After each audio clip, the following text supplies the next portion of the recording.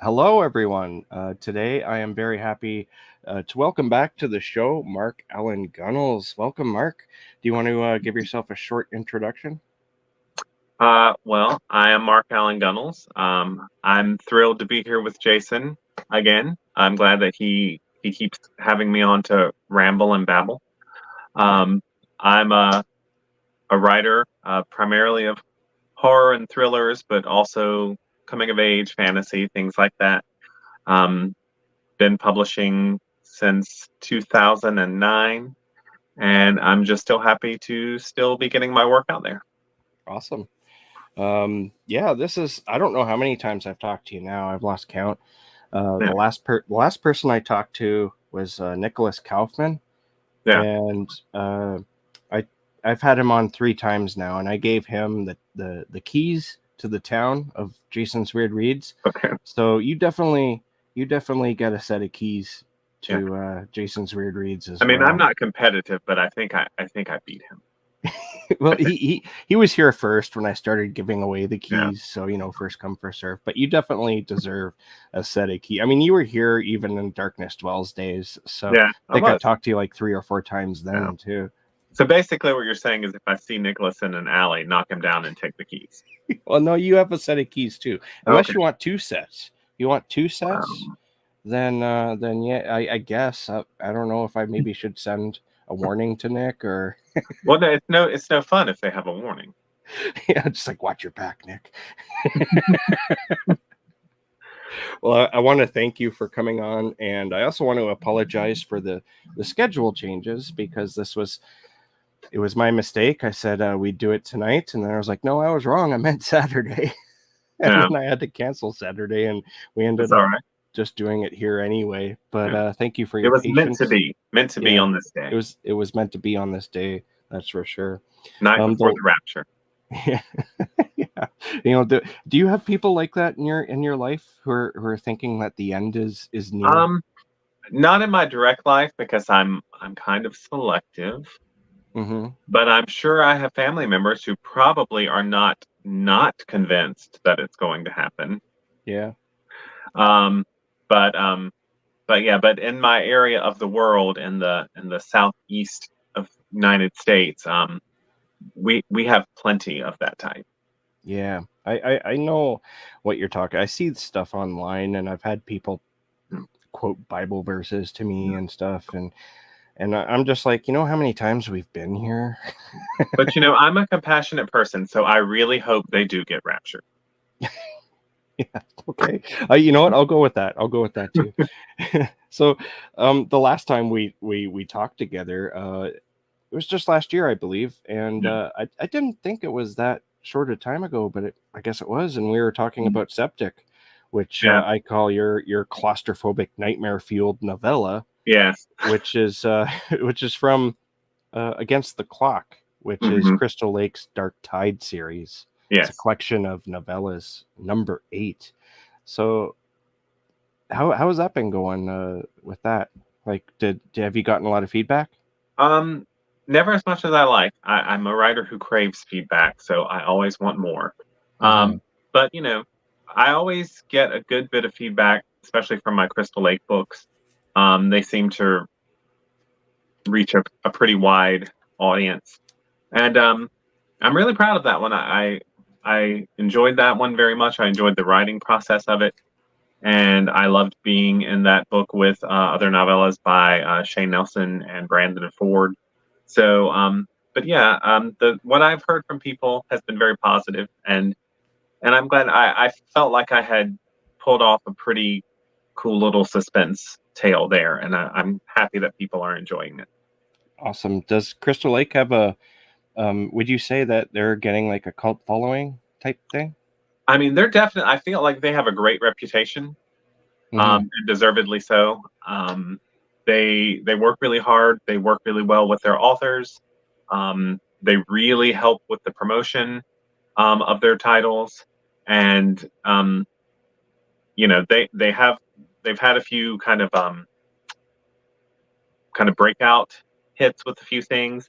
Um, I wouldn't say any of mine was a breakout hit, but they've been very good to me, and I love seeing them doing so well because I know Joe, who runs the place. He really cares about what he's doing, and I love seeing him succeed. Yeah, me too. I've worked with, when I was doing the Darkness Dwells podcast, we worked together a lot. Yeah. And it's nice to see where they're going. Like Joe has like a staff now, which is pretty incredible, which is awesome.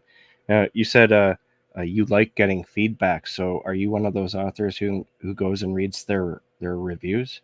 Oh, I definitely do. I definitely love to read reviews, even the bad ones, because sometimes in the bad ones you get information that can help you as a writer, and then sometimes in the bad ones they oddly reinforce your own confidence in what you're doing. Yeah. But I love, and it's interesting. You can read a review. You can read a really positive review and a really negative review, where they both cite the exact same elements for why they feel the way they do, and it's kind of interesting. So, but yeah, I just love hearing how people are responding to my work.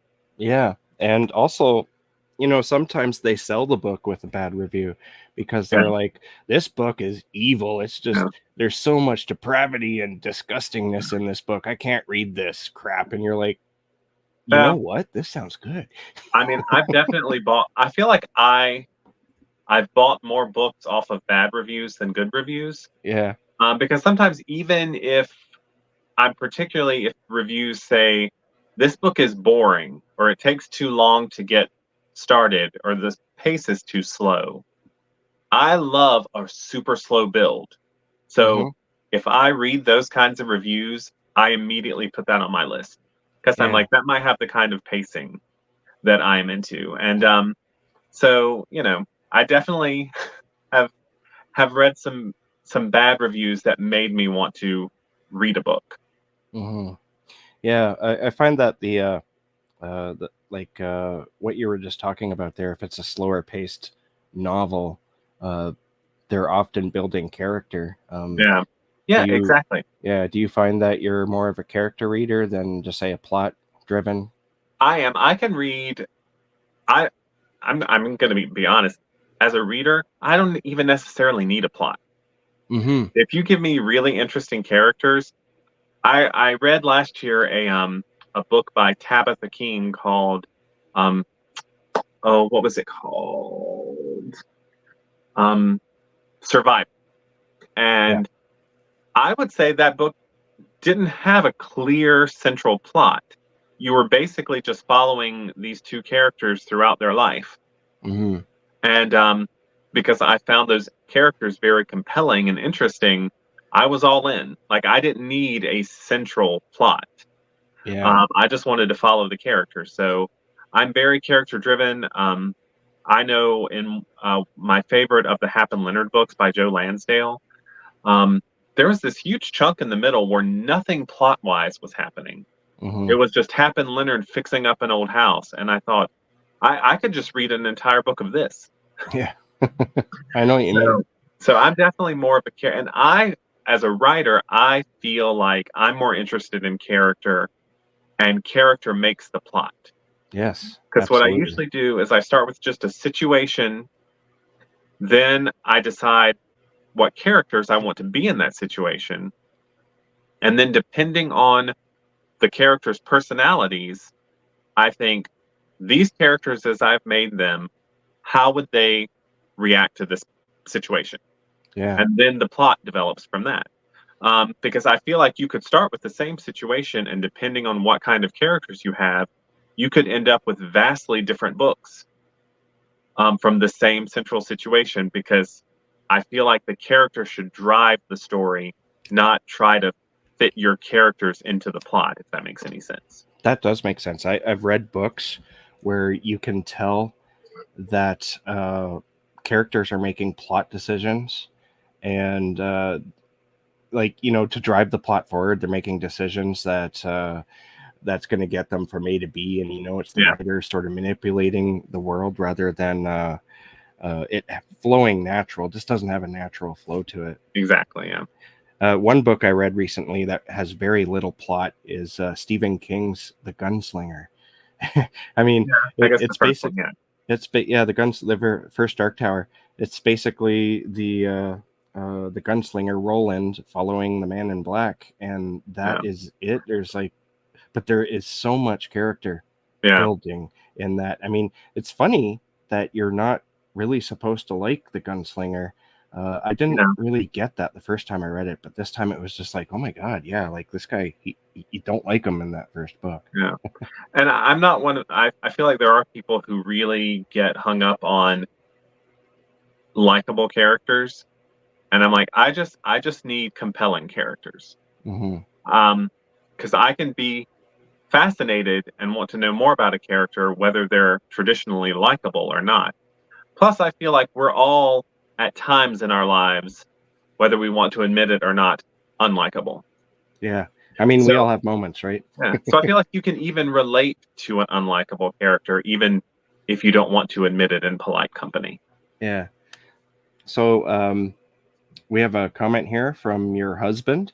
Oh, Congratulations on your new release, babe. Always so proud of you.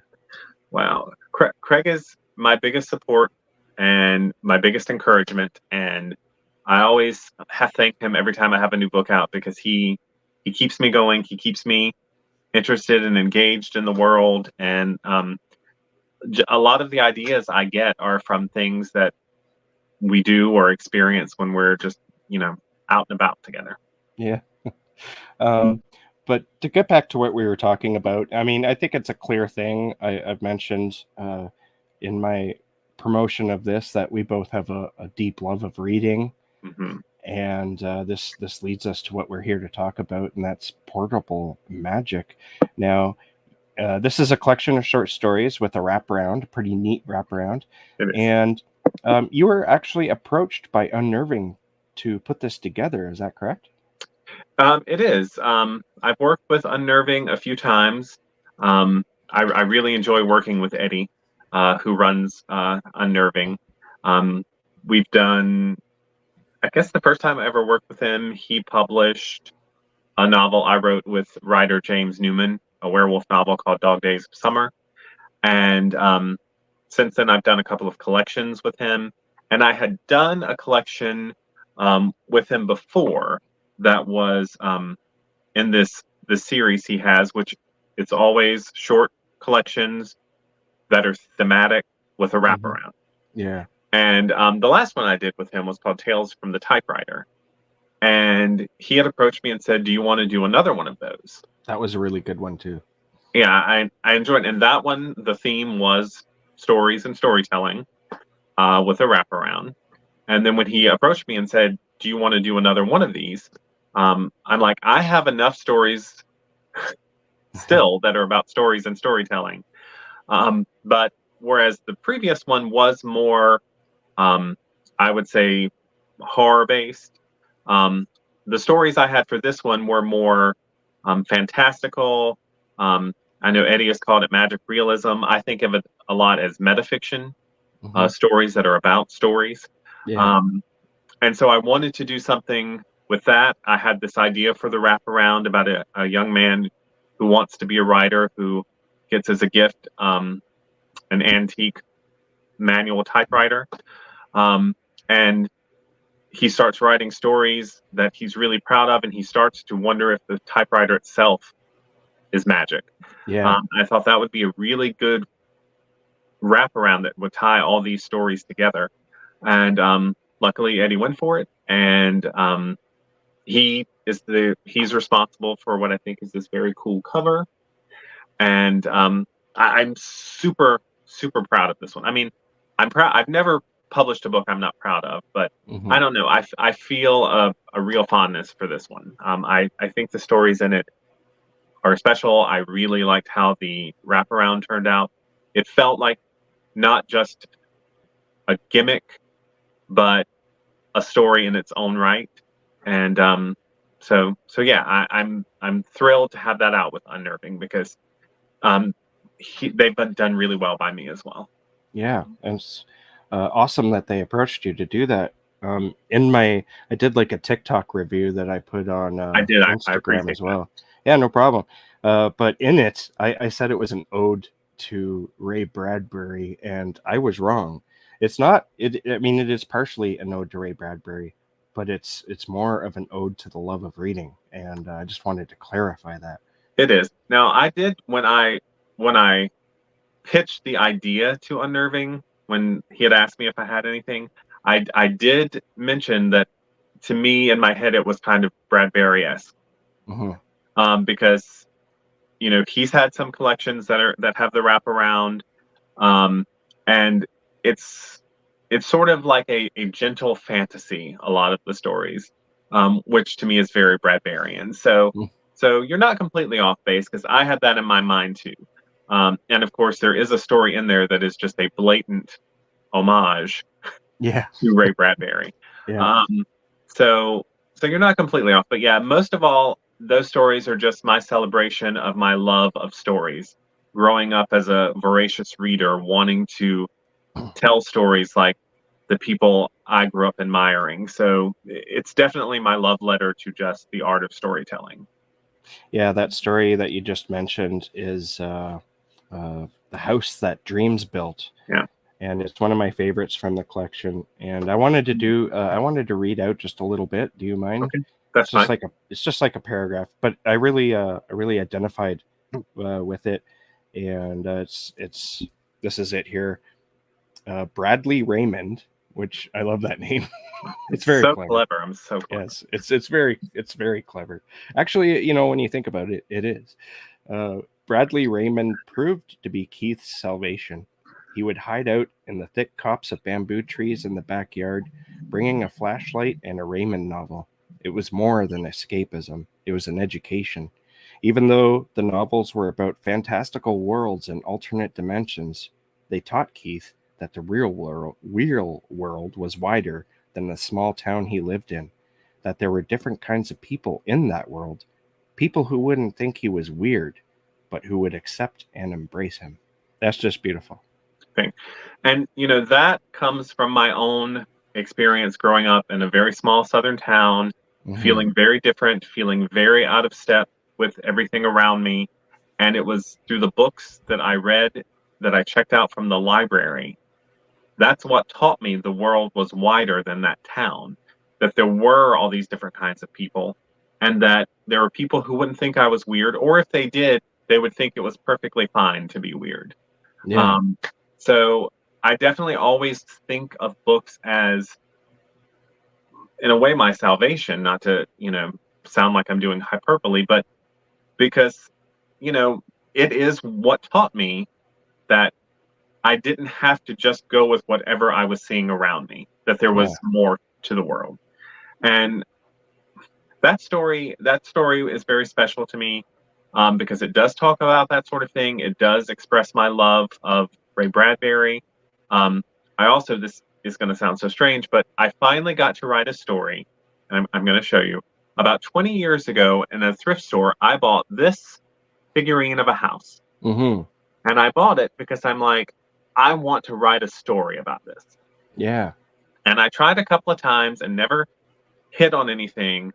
And then when I was thinking about Ray Bradbury, I was thinking about a friend of mine who also loves Ray Bradbury, who was very upset when they tore down his house, because he had always wanted to visit the house. And then I thought, I think I can finally tell the story about this house. I combined that with the idea of Ray Bradbury and his house and the love of storytelling.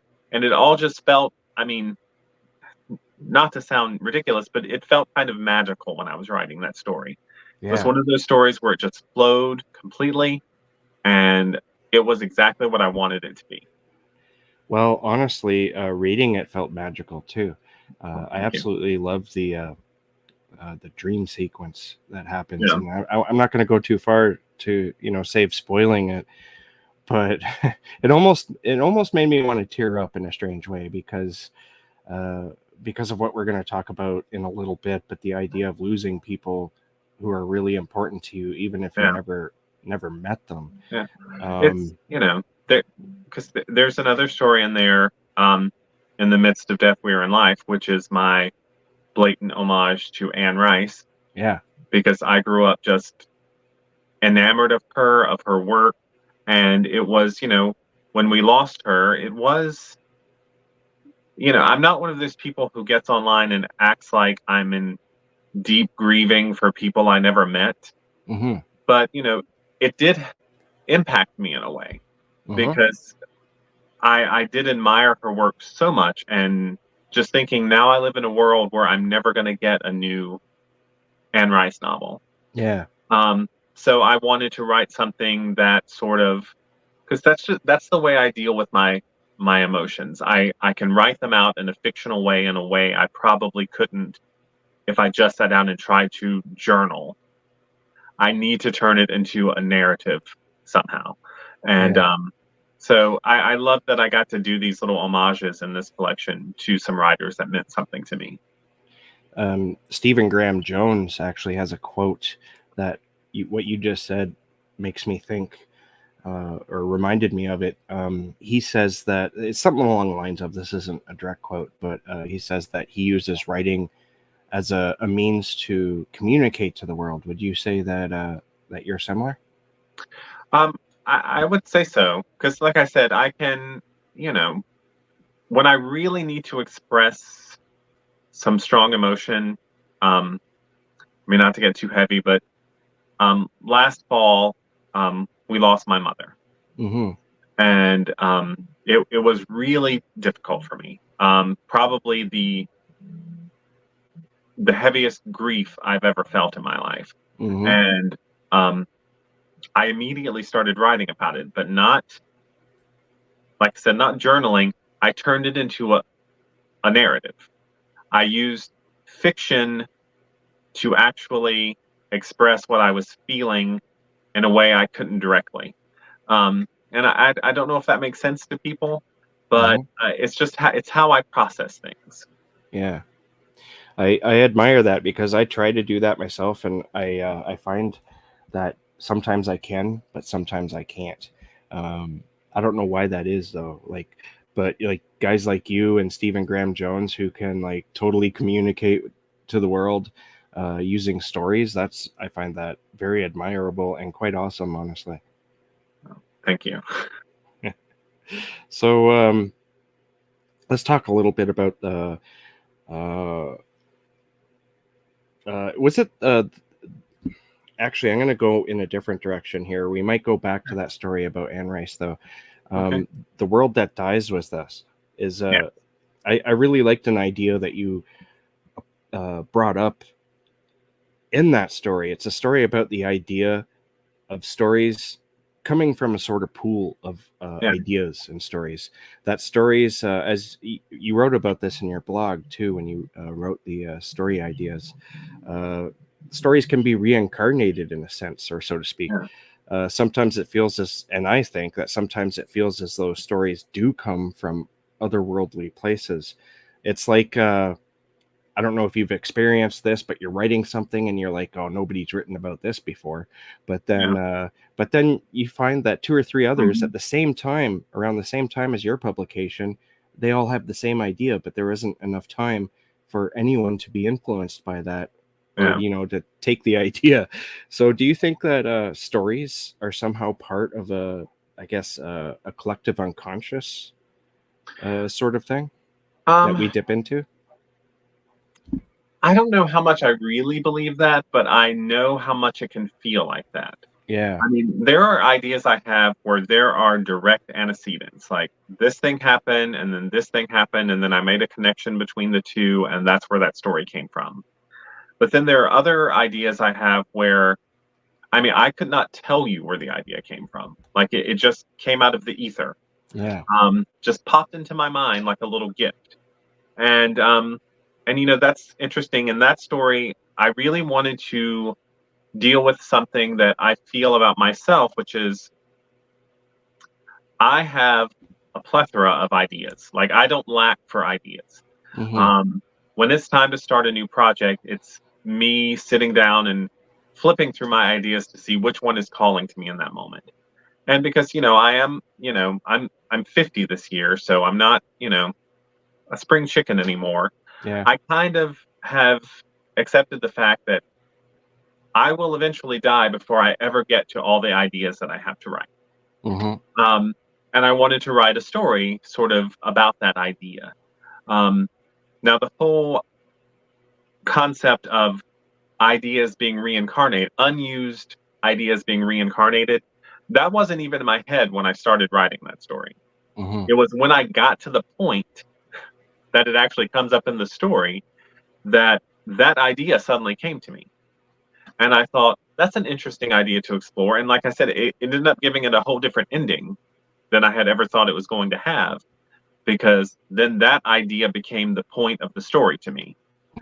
Again, didn't even have it in my consciousness when I started writing the story. But I loved that idea that ideas never die. That maybe if I were to pass before I got to an idea I had, that idea would just be out there and then reincarnate in some other writer's mind in the future. Mm-hmm. I thought it was kind of an interesting idea, one that I hadn't really seen before. And to me, that, like I said, that became the heart of that story. Um, and that was there was more than one experience with the stories in this collection where the endings were completely different than I thought when I started. And it Mm-hmm. was only in the writing that I figured out what the endings were. Yeah. And stories like that always have a special place in my heart because they feel, in a way, they feel very organic because that developed in the telling. Mm-hmm. And they feel special because there's just that magical element I can't explain where something just happens while I'm writing and sort of I know it's me, but it feels like it comes from an outside source. Mm-hmm. I know what that feeling is like. It's like when that story just pops in your head out of Yeah. nowhere, and it's almost full. It's almost the whole thing. And as you go to sit down and write it, it just flows from you. Yeah. Character, plot, everything is just pouring right out. I've written an entire novel that went that way, and it's an awesome experience. But you got to wonder, like, what's going on here? You know? Yeah. And like I said, I got the idea when I started exploring that. I'm like, that could explain when writers come along and critics say, "Oh, they write like a modern day so and so." Mm-hmm. Like maybe that Yeah, those interesting. ideas have just been passed down through the Through the unconscious. pipes. Yeah. Yeah, the pipes of unconsciousness. But you also mentioned in while you were talking there, the idea of whole universes of stories dying with the writer. Mhm. And that reminds me a little bit of a story from Stephen King's If It Bleeds, which is The Life of Chuck. Have you read Mhm. that? Because Yeah, I have. that's a I love pretty that awesome story. story. Yeah, Yeah. that's an incredible story. And they're adapting it, apparently. Yeah, I'm interested to see how that will work because that story structure was so unusual. Very, And yeah. to me, part of the magic of it was the unusual structure of it. Hmm. So I'll be interested to see how they translate that into a film. And the interesting part, so I listened to, I don't know if it's going to actually appear this way, but Mike Flanagan's adapting it. Yes. And he was talking on a podcast that I was listening to that he's keeping to that format. Okay. I And have a lot of respect for Mike Flanagan. I love pretty much everything I've seen by him. So mhm. um, I have hope that it'll be a good, solid adaptation. It'll be interesting to see how he does Yeah. that, if he does stick to it, because it's going to be awfully confusing to some people, I think. Yeah. So going back to Anne Rice's death, the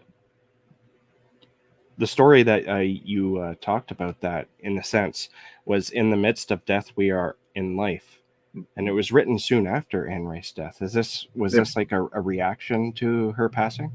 it was. Like I said, I had a lot of emotions about it.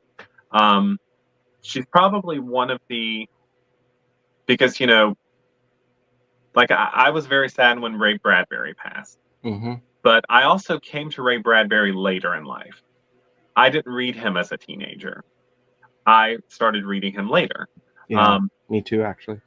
but there are some writers that I started reading very early: Stephen King, Anne Rice, Clive Barker, and she was the first of those that have been just a part of my life for so long that passed. And it did have sort of an emotional impact on me. And like I said, the way I process everything is to turn it into a narrative. And I wanted to say something about the legacy of storytellers and how through their stories they can live on. But I wanted to do that in sort of a fictional context. So I got this idea, and I don't actually ever mention Anne Rice by name. I don't mention That's any why of I her said characters. sort of, because by Anne name. Rice's name doesn't come up. And But because I wanted, people to be able to put whoever they wanted on it. Yeah. But also for people who I think are Anne Rice fans, it's clear, that it's sort of Anne Rice. So, but yeah, so I turned it into a fictional narrative to sort of express my feelings on her loss and the enduring nature of her work. I remember when she passed, I was not expecting it at all. And I didn't realize that she was as old as she was. I thought we at least had her for another 10, 20 years, but I was absolutely wrong. Yeah. It was sad. I had wondered, just because she used to be so active on social media, and then she kind of completely disappeared from social media. And so I worked, because I did realize she was, I think she was 80 when she passed. Yeah. But it was still a surprise. I still remember that morning I got up and I was just scrolling through Facebook, and then I started seeing her name pop up a lot. And that's when I realized, oh, we've lost Anne. So I felt like, okay, I've read my last Anne Rice novel, which it just, because I had been reading her for so long, that sounded weird even to me, that I've read my last Anne Rice novel. Yeah. Unless, of course, they pop out the unpublished works, but I don't think they're going to be doing that. I don't know. I would hope. I know it's a very big thing to have people finish unfinished works by writers, but that's not something that interests me a lot. I mean, not that I'm criticizing anyone who does it or anyone who enjoys it, but I would, I would rather read an unfinished work by Anne Rice than something that somebody else finished, so it's part Anne Rice and part not Anne. You know what I mean? So yeah, totally. But I do think the last novel she published I loved, and even though I know it wasn't meant to be the last vampire book, it was the last one she planned to write for a while, so it felt like it had some closure to it. And I feel like it was a great ending to that. So I don't know. I was satisfied by that, but sad that, I knew that after that she had talked about working on a ghost story that wasn't related to anything else she had ever written, that she apparently never finished. And I just thought, we're never going to see all the other stuff she could have given us. Yeah, I mean, she wrote about ghosts a lot in the Vampire series and the Mayfair Witches. It would have been interesting to see where she would have went with that idea, like not tied into those series. Yeah, my favorite ghost story by her is a standalone called Violin.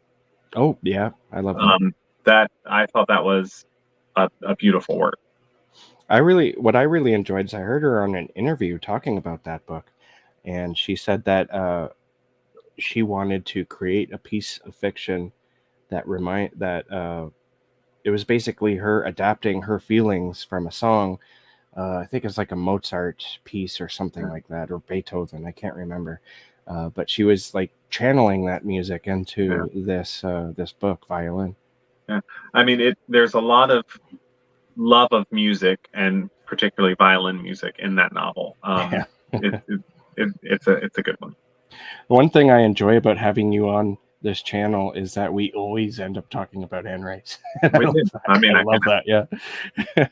I don't think I've ever talked about Anne Rice to anyone in my life, but I could talk to you about that, and that's awesome. I mean, she's one of my favorite writers, and she's one of my favorite writers for her work, and then just for her personality. I found her fascinating. I loved listening to talks that she gave. She almost seemed like not otherworldly figure, but almost like she had been born in the wrong time.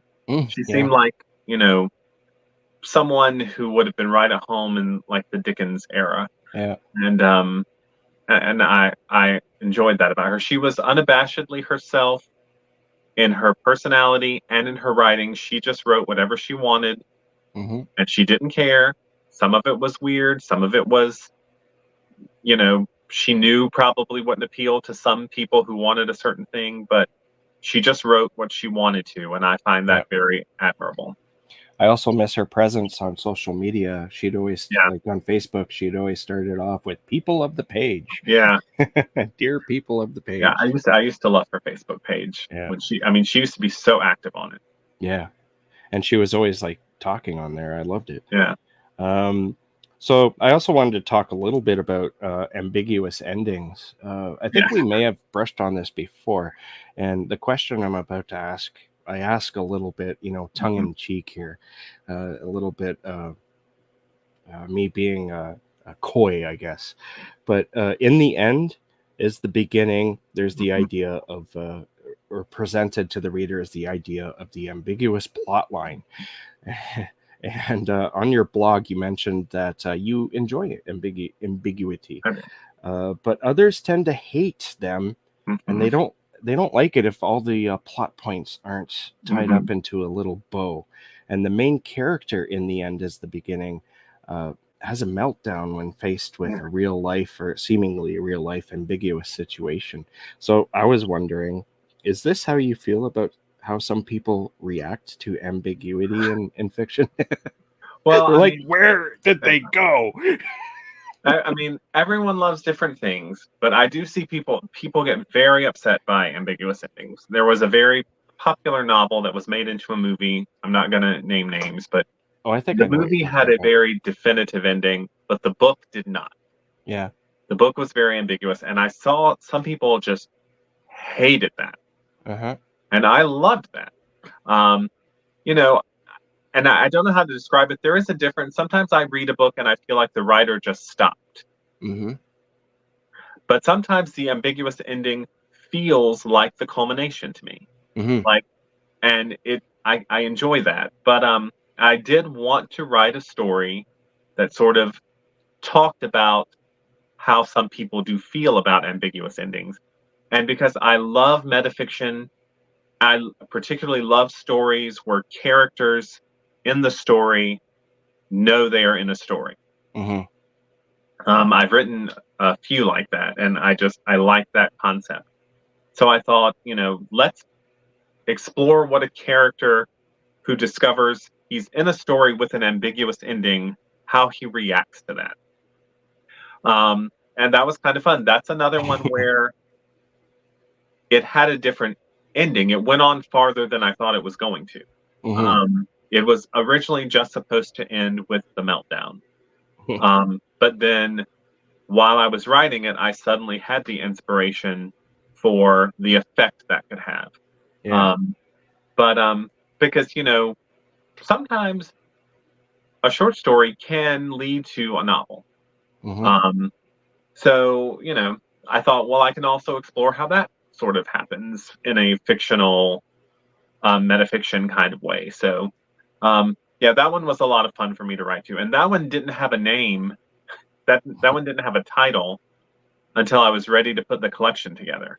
Because I didn't know what to call it. But I'm like, well, I have to call it something if I'm going to include it in the table of contents. And then that just came to me. The end is the beginning. Yeah.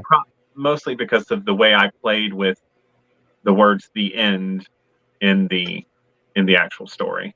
Yeah. One reason why I enjoy ambiguous endings, or at least ambiguity in fiction itself, is I find it, like, especially in horror and weird fiction, it creates a sense of unease. Yeah. It's like, what the hell just happened? And you're not going to get an answer. And two, a sense of wonder and awe at what you experience. It makes the imagination work. Now, I understand that some people don't. My wife, for example, she does not like that type of thing. She's like, I want the answer. And I'm like, okay, that's fine. But it just makes me wonder, like, where's your sense of wonder, I mean, to me, like a movie that has one of the ultimate ambiguous endings is The Blair Witch Project. Yeah. And I'm like, if you ended something with a definitive, this is what happened, even if it's shocking in the moment, well, that's it. You walk out and that's it. But I think an ambiguous ending can continue to haunt your mind for just ages afterwards, Mhm. because there is that mystery still unresolved in your mind that keeps you thinking about it. Yeah. Um, and I think when done effectively, it can have more of an impact and more staying power in sort of the public consciousness than if you got a more definitive ending that wrapped up all the loose ends. Yeah. And also sometimes I find myself criticizing books where they do tie up everything a little bit too much. Like they tie up even the very loose end of something that happened at the very beginning of the book or Yeah, whatever. And it's like an 800-page book. And it's like, yeah, did we really need to go there? Like, did we yeah, need that answered? exactly. Now, um, I was wondering, going back to unnerving approaching you. So they say to you, "Hey, we want another one of your collections with a wraparound in it." Um, and in your blog post, you said that you got really excited and you already had ideas for it. So, how did you come up with like all the stories that you were going to put in this, and how did that mix in? Like, did you have the wraparound idea, and then all these stories that you've written come into play? I had, well, in my previous one, Tales from the Typewriter, the wraparound for that one was a short story idea I had that I had never been able to make work, but I can make it work as the wraparound. I didn't have a fully realized idea this time until, honestly, he approached me and I got to thinking. I I wanted to do another wraparound that had to do with the typewriter, like a Hmm. possibly magical typewriter. And I collect antique typewriters, so the typewriter in this story is based on an antique typewriter that I own. So I almost instantly, and again, I don't know exactly where I got this idea. What if there's a kid who gets this typewriter and he feels like it's feeding him the stories, Hmm. that it's actually helping him create them. Um, and then because almost all the stories in here are very recent, because it turns out I just write a lot of stories about storytelling. Hmm. Yeah. So I went through and I picked the ones that I thought were the strongest and the most emotionally resonant, Hmm. and and then I started building the wraparound around them. I would write a section and then decide this is the story that will be here, and then the next section, and then this will be the story that's here. The very last story I didn't write until I was putting the collection together, Yeah. called Grieving, and it Hmm. was an idea that I had had. I just had never gotten around to writing yet. Um, but then I thought, well, this is the perfect time because it'll fit perfectly here in this collection. And and I had one longer like novelette story that I knew I wanted to be next to last. Hmm. And it was fun weaving, actually writing the wraparound to complement the stories. Yeah. Because like I said, I decided where the stories would go and then wove the wraparound story around them. Now, you said that you have like you collect some of those old typewriters, like the Hmm. one that's featured Hmm. in this collection. Excuse me. Um, I really enjoyed the idea that the one in this wraparound for portable magic was owned by two previous famous writers, Yeah, and so he gets the idea that maybe the magic is in yeah, the typewriter, and he starts pumping out some really good stories. So maybe there's something to it, right? yeah. I did like that idea because when I buy an antique typewriter, or my husband buys me an antique typewriter, um, I'm always wondering, like, who has owned this throughout the years? Like, Yeah. what was written on this? So all that wondering kind of went into this story too. Have you tried writing on those typewriters?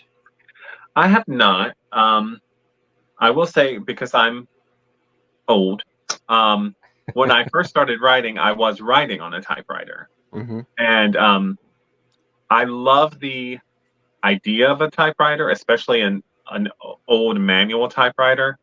But I will say the reality of writing on one, I was never a real fan of writing on a typewriter, probably because I make too many mistakes and I change too much. Hmm. And that when I first got my first word processor, it was like, oh, I was Heaven. like in heaven because I'm like, Yes. it doesn't matter what I need to fix or what I need to change. Like I don't have to go back and retype everything. I'm not using whiteout. Um, Yeah. but there's a romantic charm to me of the manual typewriter.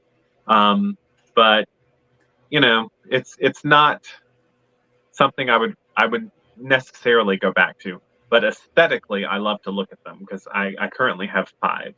That's awesome. I love those typewriters too. Yeah, But I think with writing on word processors or computers, the backspace button and the delete button become yeah, your most used button, and yeah, they're the ones that often fade first. yeah. But I still when I got my first word processor, probably sometime in the mid '90s, I mean I felt like I don't know, it made me feel like a real writer all of a sudden. And looking back at it now, it seems, I mean, it wasn't at the time, but now it would seem so antiquated, the Hmm. technology that we were using. For And I sure. remember mine it was black screen with this neon yellow type um on it, Yeah. but I do feel like I really increased my output because it was so much easier to correct and revise, and I didn't have to retype everything. Because the stuff I have left from my typewriter days, because I still do have some manuscripts that I typed up on typewriters. So much of it is just like marked through and handwritten stuff added because I was like, I'm not retyping all this just Yeah. just to add stuff or revise stuff. When you this is just an aside, but I don't know why this popped in my head, but when I first started writing, I was always told to print out your work to edit it. Do you do that? I do not. I edit right on the computer. Yeah, that's what I do Um, too. I used to, but I now mean, I it's just more honestly, convenient, right? honestly, now I almost print out nothing. I mean, you email in your manuscripts, you do your Hmm. editing on Yeah, the computer. I haven't printed out a manuscript in quite a long time. yeah. I wanted to ask another sort of an aside question, but specifically to a short story in here, and that's The Last Breath of August. I really enjoyed that story, the sort of father and son relationship in there. But I have to ask, did the author ever get back to that poor fan? Well, that's an interesting story too, because that's another one that had a completely different ending than I intended. Mm-hmm. Um, I mean, I don't want to give away too much to spoil it, but you mentioned like the father son aspect. Well, originally there was no father son aspect. Wow. Um, there was no son. Mm-hmm. Um, but it was as I was writing it that I suddenly thought, oh, this is the son. And then even then, I had a different ending in mind than the one I ultimately gave it. um, I ended up giving it something that was a lot even more hopeful than what I had originally planned. Mm-hmm. Um, And to me, I was really at that point concerned about the father and son sort of reconnection. Mm-hmm. Um, but I do think that the writer, even if through the son, got back to that kid because I was wanting to say something about what's happening now with all these queer books that they want to disappear off the library shelves Mm-hmm. because they don't want young people knowing. I mean, basically, that's what it boils down to. They don't want young people knowing that gay people exist. Yeah. Um, and I don't even really believe that they don't understand that you're just born that way. I feel like they want their children to know that if you are that way, you should be ashamed of it Mm-hmm. and you should hide it. Yeah. Um, and they don't want them to see examples of people who are just living openly. But Yeah. anyway, I'm getting on a And soapbox, but flourishing too. yeah, but that's what I wanted to explore in that story was, how a book can affect someone, um, even if maybe at the time you didn't know it. You didn't know that your book was having that effect. Hmm. So I started exploring that, and then it became sort of about this father-son connection. And so, it's funny how so many of these stories develop in the writing. Like, I had an idea, and then the idea shifted and became something else while I was writing it. When that happens, do you find yourself having to start over?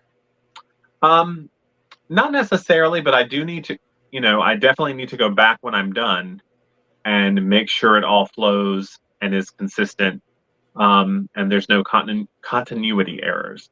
Um, so, but I usually just go with it in the moment. But like I said, I may need to do some correction and some fine tuning once I'm done.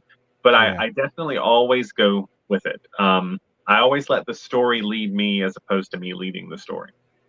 Yeah, that's something else that Stephen King says too. He says to let the story lead you rather than you trying to force anything into it. Which, yeah, honestly, myself, I find that works the best too. Especially when you got that idea that just pops in there, like we were Yeah. talking about earlier. Um, One of my favorite stories in this collection was The Library. Yeah. I really enjoyed this idea of a post-apocalyptic world where stories and books are still like treasured. Yeah. And in your blog, you said that you've been writing more about these characters. So is this going to be maybe a thing that we can expect in the future? Well, this was I want to say the fifth story I wrote, set in this world with those characters of Drew and Lowell. Hmm. And interestingly enough, the first story I ever wrote with them was when I was in college, Mm, which was like a million years ago. Um, and I wrote it, and I had this idea at the time that I wanted to do like a string of stories about these characters.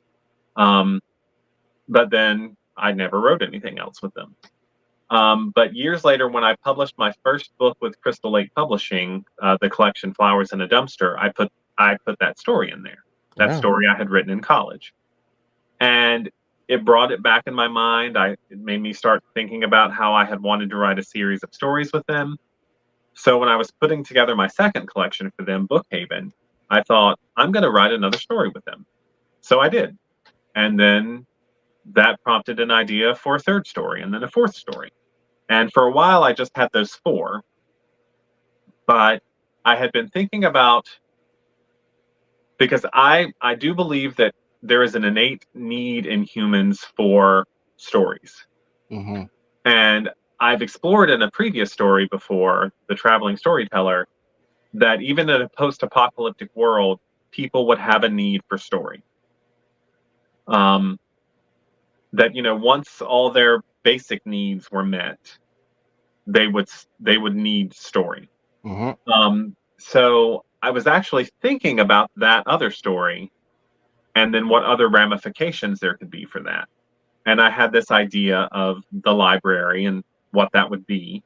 And then I thought, well, this would be a perfect Drew and Lowell story. So I I thought, well, and it kind of got me excited because I'm like, oh, I'm finally fulfilling my college dream of doing a series with these characters. Hmm. And this was by far the longest one with them. And like I said, it's the longest story in the collection. And there's a lot in the front that's just establishing the location, the characters, the Hmm. setup. And I love doing all that. And then I thought it had a very exciting back end. Um, but yeah, I loved that story, and I love dipping back into those characters, so I don't have a current idea for a sixth story with them, but I'm always looking for one because I do love to return to them. I do have a two-part question. Mhm. Do you ever feel that you might collect these stories and or expand it into a novel at some point? Well, I mean, I wouldn't mind at some point down the road collecting them. I don't have a novel idea, although, like I said, the the library in this collection is kind of a novelette. Um, So it was definitely longer. So I feel like there's definitely, and it's going to sound weird, but in a weird way, these stories were inspired by Xena, the warrior princess, Okay. because back then I was in love with that show, and I'm like, I want to create my own warrior woman. Yeah. And then I wanted to give her a little sidekick, a Gabrielle, for those who know Xena. And that's where I came up with the little character and gave him his signature weapon. Um, and so, if I ever got a novel idea, I would definitely, because I'm always down to write a story about them. I would just have to get the right idea that I felt had enough mileage in it to sustain a longer narrative. Yeah, this is one reason why I like talking about story origins, because I would have never compared this to to that show, Xena. I used to watch that all the time too. It was always like on repeat at 6:00 every day. It wasn't, a carbon copy, but like I said, I just wanted to create my own warrior woman. Yeah. And that first story I wrote was just basically introducing Drew, and she finds Lowell and saves him from a situation he's in. And then, I knew in my head, I'm like, he's going to become her sidekick. Yeah. Like Gabrielle. But like I said, at the time, I never wrote any more stories with them. But yeah, it is funny how things are born. But I definitely, Xena gave me a little kick to want to write a story about a certain kind of woman. Yeah, I really enjoy it. It was, like I said, a favorite of mine. I would love to see more. Now, in the final story, we talked about it briefly.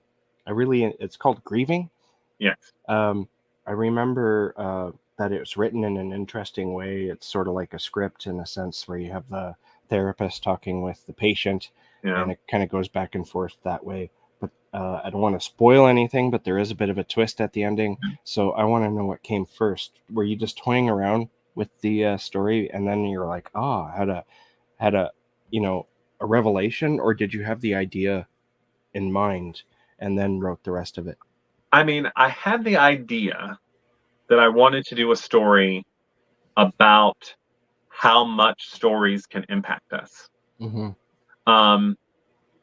And I was thinking one time, like, in a way, especially if you're reading a book that's written in the first person, you're getting to know that character in a way you can never know a real person in your life. Mm-hmm. Because you're getting into their innermost thoughts, and I mean, you know them intimately inside and out the way they would know themselves. Yeah. So I was thinking about all of that, and I knew I wanted to write a story about that. And like I said, when I made the deal with Unnerving to do this collection, then I thought, okay, now I need to write this. And I was trying, when I decided it was time to write it, I didn't yet have that structure in mind. But when I really started to think about it, I knew I wanted it to be like part of a grief counseling session. Mm-hmm. And then I just thought, well, why don't I just do it like it's the transcript? And then it's literally just what the therapist says, what the patient says. And I'm cutting out all of the bits, the descriptive bits and everything like that, because that can be an interesting challenge too. Like, because I do like writing dialogue, I do experiment sometimes with stories that are nothing but dialogue. Mm-hmm. I keep thinking one day I want to try to write an entire novel just in dialogue. But and then in a way that's what this was. It was just the transcript of the dialogue between this patient and their therapist. And that excited me because I like to experiment with structure and format sometimes. So, that was a lot of fun too, and I wrote it pretty quickly. And like I said, I knew even before I wrote it, like, I think this is going to be the final story in this collection. Well, it's a good ending. I think it wraps up the whole thing quite well. So yeah, that's pretty much Portable Magic now. Before Before I let you go, though, I want to talk about something I saw on Facebook today, and I was like, oh, really? I saw you post on Facebook, and actually I saw it on Twitter as well, that you finished a draft for a book you've been talking about for a while, Yeah. Imposter Syndrome, and then it comes in at 85,000 words. Yes. That's big. Is this one of your longer works? It is. I mean, it's still not that long. I don't think I'm ever gonna have like an epic stand type novel. Yeah. Um, but I would say my novels tend to be around 60,000 to 70,000. So this is one of my long. I have a couple that are around this 85, 90. So it is one of my longer, and it's been a while coming because I actually started this, put it aside, um, wrote an entirely different novel before coming back to this. Wow. So yeah, it's been a little bit of a journey, but I've written a couple of novels that way where I've started them, put them aside, wrote something completely different, and then went back to them.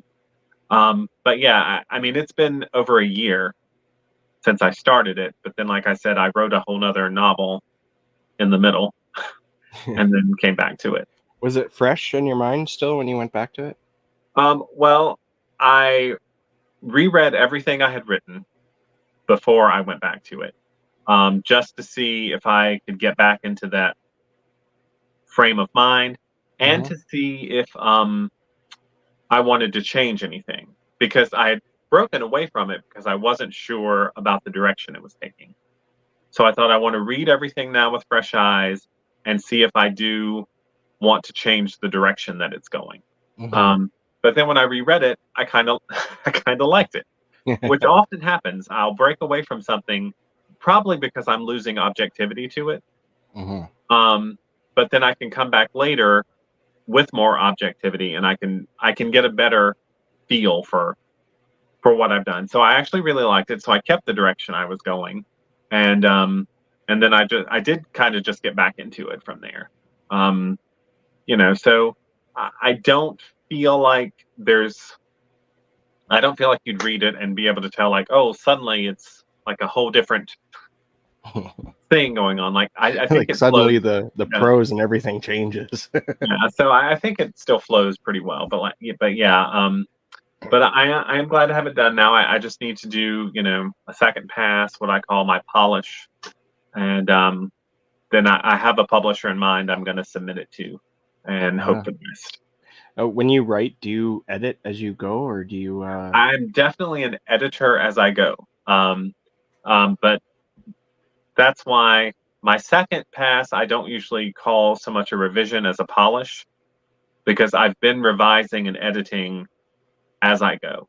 Mhm. Um, Even if I get an idea in the story that kind of changes something in the beginning, I'll go ahead and go back to the beginning and kind of tidy that up so that you know, it fits with what the idea that came later, if that makes sense. Yeah. But I do like to do that as I go.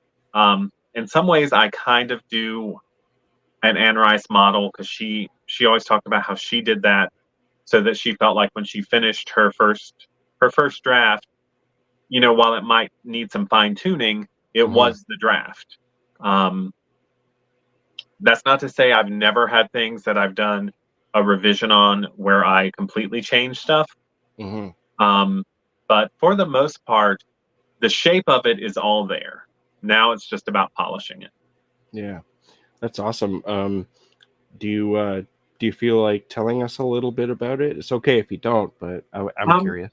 it's fine. It's called imposter syndrome, Mhm. and it's sort of a take on the haunted house novel. I love the Cool. haunted house novel, so this is my third take on it because I had a novel called 324 Abercorn and a novella called 2B, Mhm. which were different takes on the haunted house novel.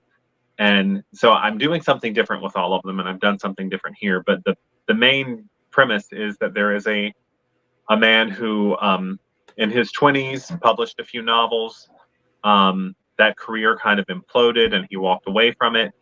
But his father was a very famous novelist, and they had a very complicated and cantankerous relationship. And the father has passed away, leaving an unfinished manuscript, and the publisher hires the son to finish it. And it takes place in the early days of the pandemic, so he's very isolated, actually living in the house his father left him, trying to finish this book of his father's. And I tried to capture some of that feeling of uncertainty and isolation we all felt at the beginning of the pandemic. Yeah.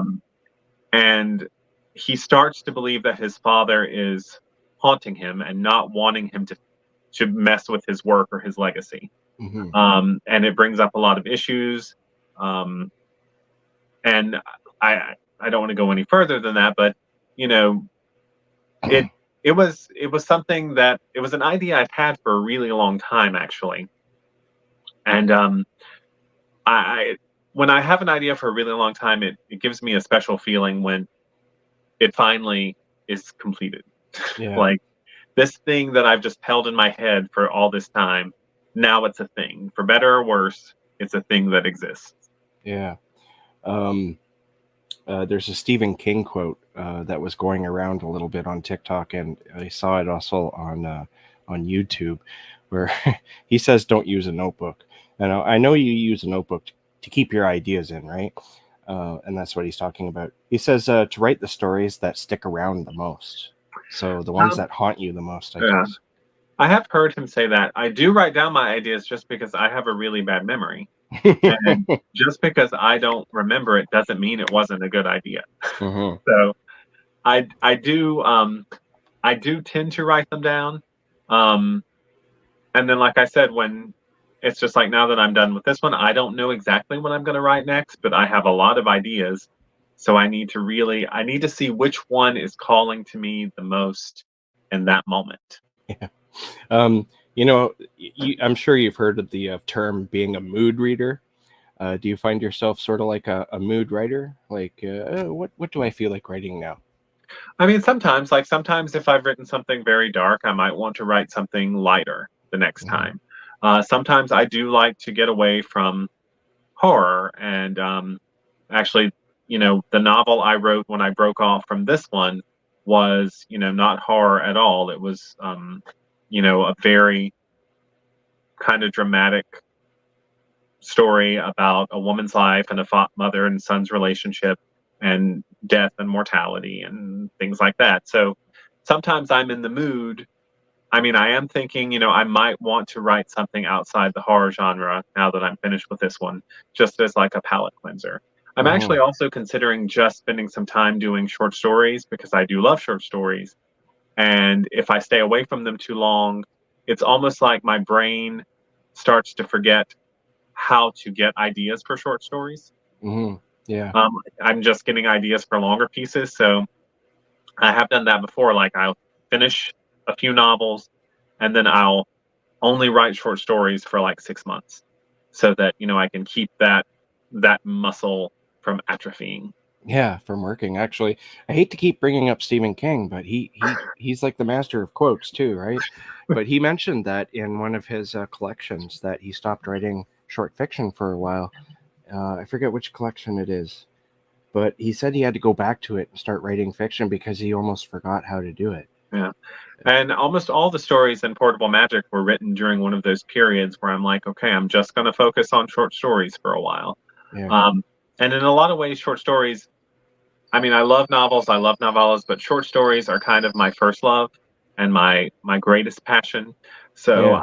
I'm never going to give those up. And I love when I have collections out. I mean, I love when I have novels out, but collections they give me a special joy when I have one of those out. Yeah. You brought up the pandemic in when you were talking about imposter syndrome. This is an interesting topic to me because I was listening to an author talk on a podcast. I can't remember who, but they were saying that they wondered where all the pandemic books were. And the person that they were talking to said, well, when a war happens, like a big war, the Vietnam War, World War II, or whatever, those usually don't get fictionalized or discussed in fiction until about 10 years later.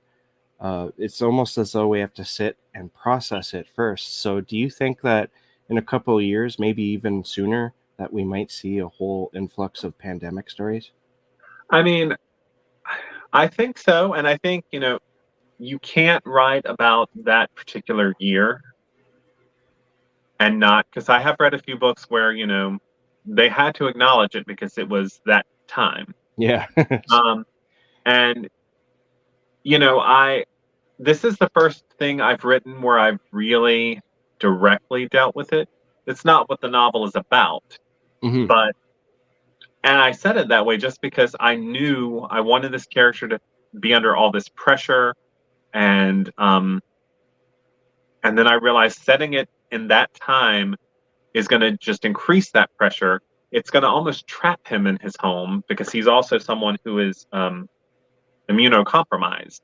Hmm. So he almost feels like he can't leave the house. So when all this stuff starts happening, like what's he going to do?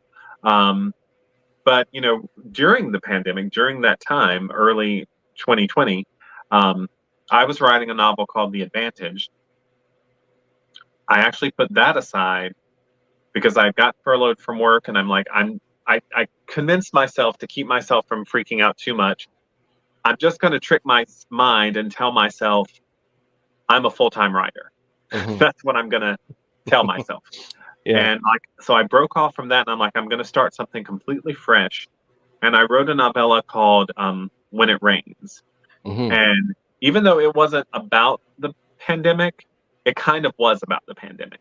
Yeah. Um, I, in a very fictionalized way, but I was talking about a lot of that fear and uncertainty and the way people were turning on each other and Hmm. dividing into these camps. And for me, it was very therapeutic and very cathartic. And so in some ways, I feel like there's going to be a lot of work that's not directly about it, but is about it. Hmm. Um, but yeah, I feel like as we get more distant from it, because in a weird way, I feel like we've snapped back so much that some people almost don't remember what that was really like how unprecedented and scary it was. Yeah. And I feel like there's a lot of revisionist history of like, how dare they do this when at the time we didn't know. Like we were doing all we could with what we knew at the time. So it's Yeah. easy in retrospect to say, well, they should have never shut down the schools, or like at the time they were just trying to keep people safe because we were Yeah. still trying to figure things out.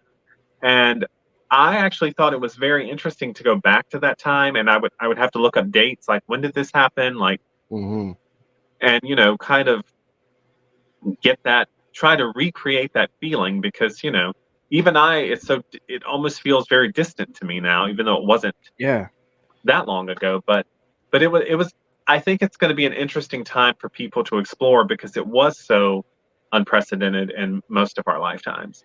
And So I actually look forward to seeing people exploring that more. yeah, in a sense, there's almost like, in a way, it almost like today, right now, it feels like a lot of people have forgotten Yeah. exact, because nobody talks about, like, nobody in my life said it, and like they'll talk about the pandemic and passing, like, oh, that was during the Yeah. pandemic, right? And then Mhm. everyone thinks about that for like a split second, and then we go I back know. to what we were talking about. But I don't know, it almost feels like it's been forgotten. So I Yeah. would like to see more Yeah. fiction I do think myself. storytellers can kind of capture some of that, and so I do hope to see that more. Understand that a lot of people weren't comfortable writing about it and didn't necessarily want to read about it in that moment, but yeah, it was say what you will, it was a very interesting point in history It was. that I would love to see explored in fiction. Yeah, me too. Well, I think I've reached the end of my questions. As usual, this was a fascinating and awesome conversation. I always love having you on. That's why, if you don't ask to come on the show, I come and bug you. Well, I appreciate it. I always appreciate you letting me to come on and, like I said, ramble and babble and pimp my wares. So, what do you have coming out that you can talk about? Do you have anything down the road we can look forward to? We don't have a release date yet, but I will be releasing probably sometime near the end of the year a novella called Social Media Life, Okay. which is about a shy, socially awkward young man who creates this alternative persona on social media. Okay. And then that alternative persona starts to take on a life of its own. And that one, like I said, I just recently saw the tentative cover art from the publisher. Cool. And I don't want to announce the publisher yet just because they haven't officially announced it yet. Mm-hmm. But yeah, I think we're aiming for sometime later this year for that. Excellent. And in the meantime, like I said, I guess last month I put out Portable Magic, and I've been pimping it pretty hard just because I'm really proud of this one. Well, it's an excellent collection, but that, I mean, almost everything you write, I've really enjoyed. So, Thank you. So, but this one kind of touched a nerve with me because Portable Magic really talks about writing and not writing, but reading. Well, it does talk about writing too, but what I meant to say was reading and how it can change people's lives. Falling in love with reading absolutely changed my life. And in some ways I can say that it saved my life. And so reading a book about that was just spot on, and it holds a special place in my heart. So thank you for writing it. And thank you to Unnerving for approaching Mark to do this, because it's a really nice little story. And we should probably stress again that it's not horror, but it does have fantastical elements, and like you said, some meta fiction type elements, and it's just a fun and great little book. I think it'll appeal to anyone who loves storytelling. Absolutely. And I think honestly that's one reason why it spoke to me so much. It's just I mean, when you love doing something, you tend to find yourself loving to read about it too. Yeah. I know. Especially if you're a reader, right? Yeah. All right. Well, thank you, Mark. Thanks to everyone who showed up and watched, and we will have you we'll have you on again in the future. Okay. Thank you so much.